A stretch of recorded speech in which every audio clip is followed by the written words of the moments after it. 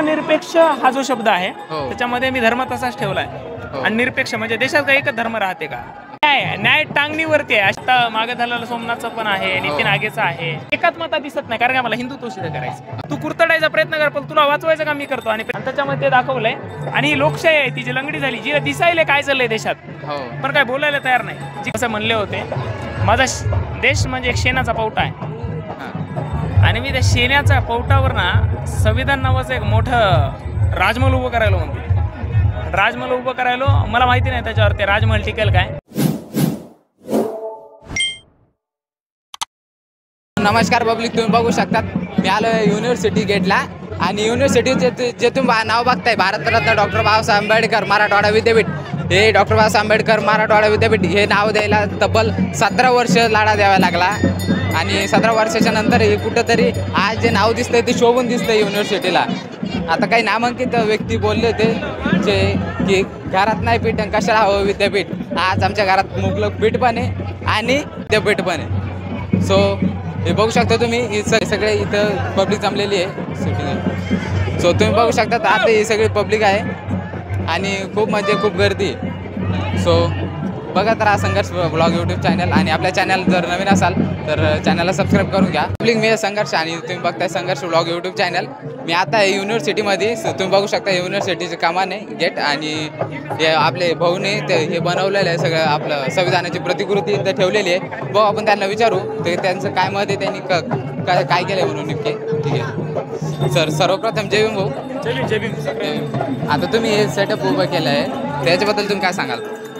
मी तर मी शेवटी कलाकार आहे आणि समाज हा चित्रकार, शिल्पकार आणि कलाकार हा समाजाचा आरसा असते. जे लोकांना दिसत नाही ते ट्रान्सपरंट पाहण्याचं काम करते, दाखवण्याचं काम करते. आणि मी कलाकार आहे याच्यापेक्षा महत्त्वाचं आहे 18 वर्ष पूर्ण झालेला मी भारताचा नागरिक आहे. आणि त्याच्या पलीकडे जाऊन बघलं तर मी बाबासाहेबांचं लेकरू आहे. आणि त्याच्यामध्ये मी दाखवलेलं आहे की सध्या भारताला कुठेतरी पोखरताना दिसतात सत्ताधारी, इथले संघवाले, इथले वेगवेगळ्या पक्ष संघटना असेल, काही संघटना आहे जे देश पोखरण्याचा प्रयत्न करतायत धर्माच्या नावाखाली. तर मी त्याच्यामध्ये ना धर्मनिरपेक्ष हा जो शब्द आहे त्याच्यामध्ये मी धर्म तसाच ठेवलाय आणि निरपेक्ष म्हणजे देशात काही एकच धर्म राहते का? आणि धर्मनिरपेक्ष विविध जाती धर्म पंथांची लोक आहेत, त्याच्यामुळे मी तो शब्द गळून टाकलाय. लोकशाहीला मला काही हे करताना दिसतच नाही काय, म्हणून ते लोकशाही तरलेली दिसतंय मला, फक्त शाही दिसायली. त्याच्यानंतर न्याय टांगणीवरती आहे. असे खूप भारतातले मुद्दे आहेत की आता मागे झालेलं सोमनाथचं पण आहे, नितीन आगेचं आहे, म्हणजे महाराष्ट्रातली प्रियंका भोतमांगेंचं प्रकरण आहे. ही सगळी प्रकरणं आहेत नाही का एकंदरीत, की ते मला न्याय मिळताना दिसत नाही.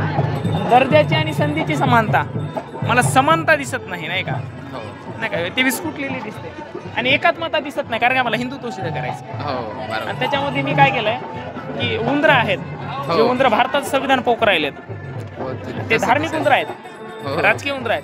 आणि त्याला एक डेमोक्रेसी नावाचं इंजेक्शन लावायला की बाबा तुला भारतीय संविधानानं अधिकार दिले, तुझं धर्म स्वातंत्र्य आहे ना काय, तू कुरतडायचा प्रयत्न कर, पण तुला वाचवायचं काम मी करतो आणि प्रेम करतो त्यावर.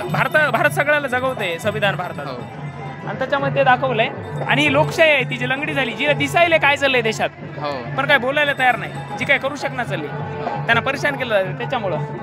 आणि मग नंतर प्रश्न आला की बाबासाहेब म्हणाले, तर बाबासाहेब म्हणले होते माझा देश म्हणजे एक शेणाचा पौटा आहे आणि मी त्या शेणाच्या पौटावर ना संविधान नावाचं एक मोठं राजमहल उभं करायला म्हणते. राजमहल उभं करायला मला माहिती नाही त्याच्यावर ते राजमहल टिकेल काय, म्हणून मला म्हणजे भारतातल्या हर एक गोष्टीचा इलाज, हर एक गोष्टीचं औषध जर काय वाटलं असेल ना, टॅबलेट्स काय वाटलं असेल तर ते मला बाबासाहेब वाटतं. अच्छा.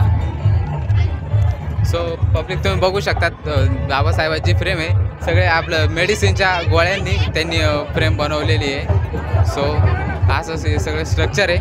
तुम्हाला कसं वाटतं, तुमचं काय विचार आहे याच्यावरती कमेंट करून नक्की सांगा.